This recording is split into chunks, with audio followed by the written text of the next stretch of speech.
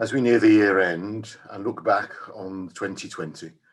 I'm sure there's a whole list of things that you would want to record that you had missed or regretted or had found that were lacking in your life.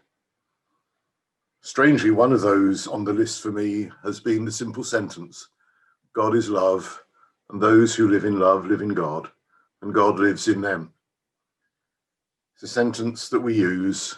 at the start of every wedding service to remind ourselves of the context in which we celebrate the love that the couple have for each other. 2020 has been a year in which there have been no wedding services at St Mary's, probably a historic year, for normally we would have many couples who come and celebrate their love for each other with us, as we also celebrate God's love with them and with us. That sentence, God is love, and those who live in love live in God, and God lives in them, has been one that's been very much in my thoughts this week as we hear the readings at our Eucharists from the first letter of St John. They form the backdrop to our reflecting on the Word made flesh. For St John reminds us that it is not just the Word that is made flesh,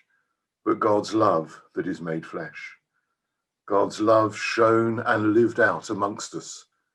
calling us to reflect and to show that same love in our lives. So what is it about that love that's so important to a wedding service and is so important to us to reflect in our lives? It is that mutual respect, that placing of the other at the heart of all that we are and that we do, the recognizing of the other in the world around us, to not simply look at the world through our own selfish eyes, to not simply seek what we want and what we need, but to look out and to seek the needs and the wants of others, to seek to meet them and to engage with them, to seek to respect and to value them. Perhaps as we look to 2021,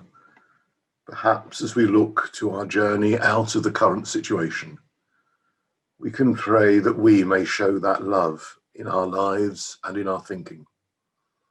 that we may recognize God's love around us and within us,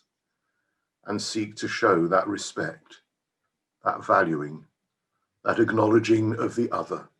in all that we are and that we do, to make 2021 a year in which we remember with thanksgiving God's love shown to us and our showing of God's love to others.